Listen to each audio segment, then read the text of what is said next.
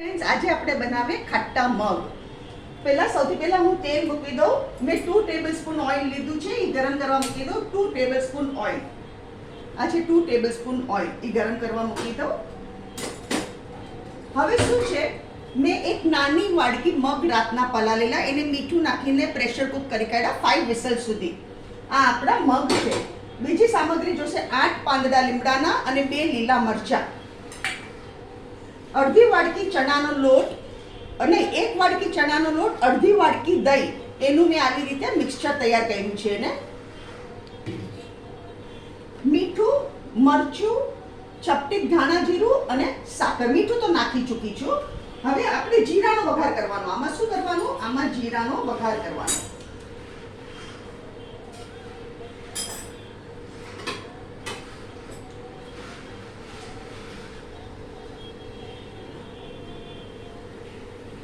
Zero વઘાર થઈ જાય ને એટલે આપણે નહીં, પેલા આપણે લીમડો અને લીલા મરચાં નાખશું। સોરી,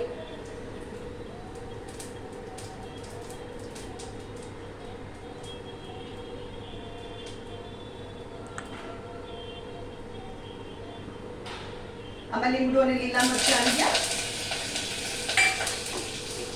હવે આમાં આપણે આપણા મગ નાખી દઈશું।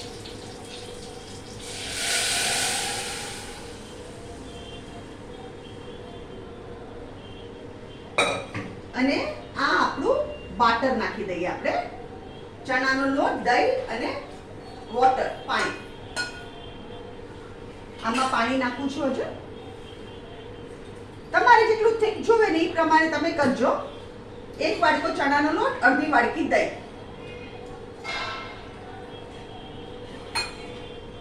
અહીંયા ગેસ ફાસ્ટ કરું છું અને આપણે મસાલો કરીએ। હળદર ½ ટીસ્પૂન, લાલ મરચું ½ ટીસ્પૂન, ધાણા જીરું ચપટીક જ ધાણા જીરું, વધારે નહીં,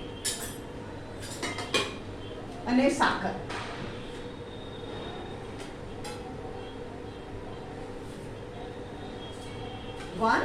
અને 2 ટેબલસ્પૂન શુગર। આને હલાવતા રહેવાનું, નહીં તો ચણાનો લોટ આપણો બેસી જાય।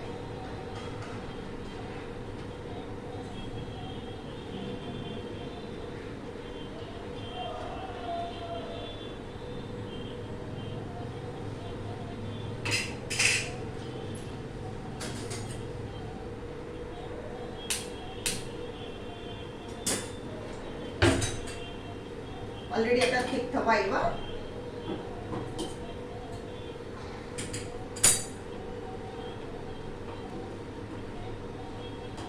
આ લીલા મરચાં આપમાં ઓપ્શનલ છે, તમારે તીખું ખાતા હોય તો નાખજો। અને લાલ મરચું ½ ટીસ્પૂન, આ બહુ તીખા ન હોય।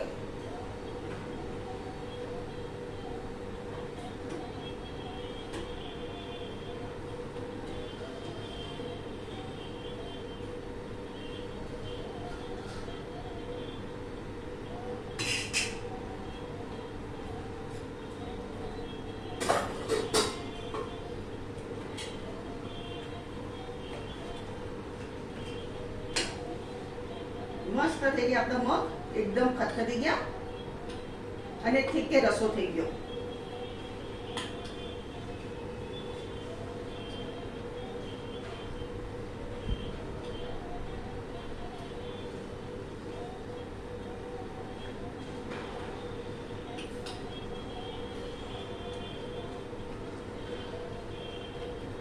અહીંયા હું ગેસ બંધ કરું છું।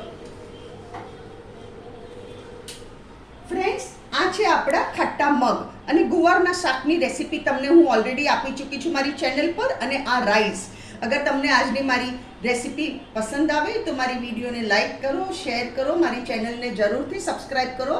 અને રાહ શું જુઓ છો, તમે બી ચટપટ બનાવો અને એન્જોય કરો।